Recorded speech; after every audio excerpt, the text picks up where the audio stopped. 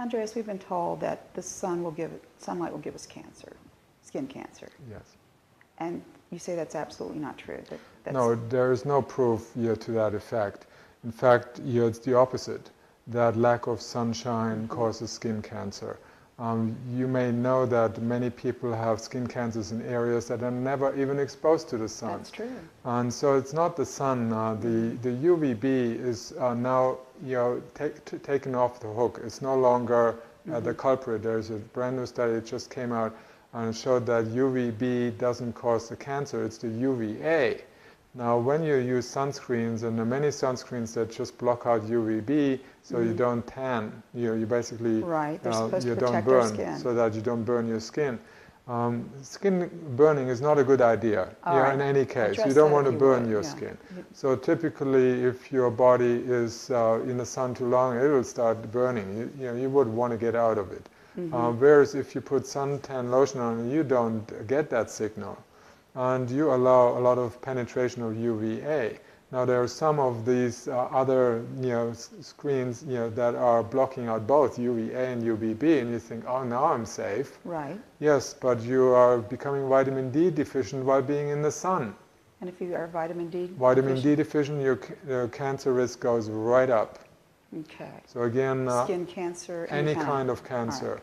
So you need your vitamin D in order to be cancer-free. So again, the risk 77% of all cancers can be reversed or avoided by having normal vitamin D levels, according to Creighton University's study. Okay, so you shouldn't get sunburn. You should avoid that. But if you're not wearing sunscreen, your body will tell you if you're getting too much. Yes, the body will, once your skin starts reddening, that's the time to go out. But after if you start increasing your sun exposure little by little, you will have a natural protection on the skin, which is called tanning. Yes, and I've then read that. You can stay out in the sun hours. I lived in Cyprus for 15 years. It's 330 days sunlight, very bright sunlight, very warm. I could stay out in the sun all day long and would never have any sunburn or any damage to the skin. Because the best sunscreen is a good tan. Yes, and again, the people in the countries where they have the highest UV radiation, that is the equator, the countries near the equator, or the high altitude, the Swiss Alpine mountains or the German Alps, you have 400% more exposure to UV radiation. They don't have any skin cancers in those places. None. No. The places that have the most are places like London in England, very little sun exposure. The northern plains, Norway, Denmark, Finland, Scotland, the most, and Canada. In Canada. So the least where people have low vitamin D levels, not enough sun exposure during the winter month, that's often when they have the outbreaks.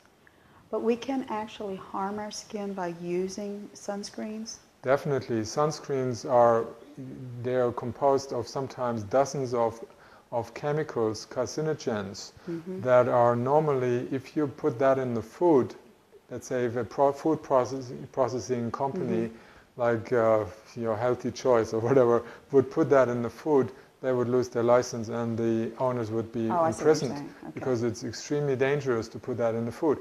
But you're allowed to put it on the skin. Where is it going? After an hour, you put some more on it because it's gone. You absorb most of that stuff.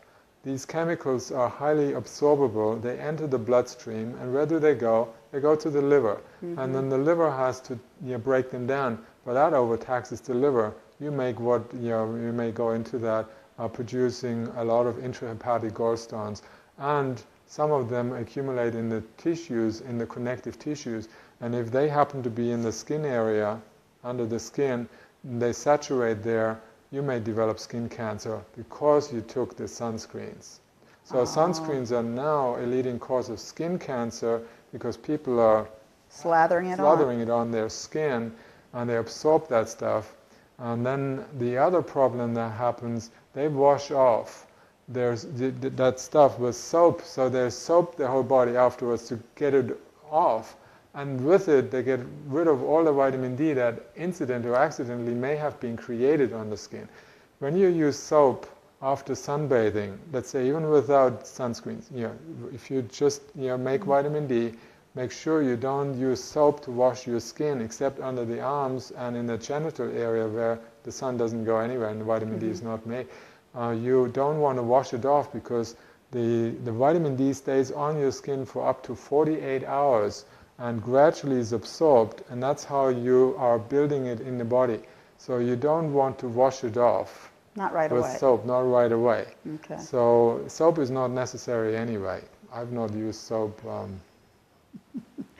except when you make your hands dirty with oil or something else. So you don't want to diminish your skin of the vital bacteria that live there, that reside there, that keep the skin healthy and nourished and produce certain vitamins actually on the skin. So the bacteria are best friends. You don't want to kill them off all the time.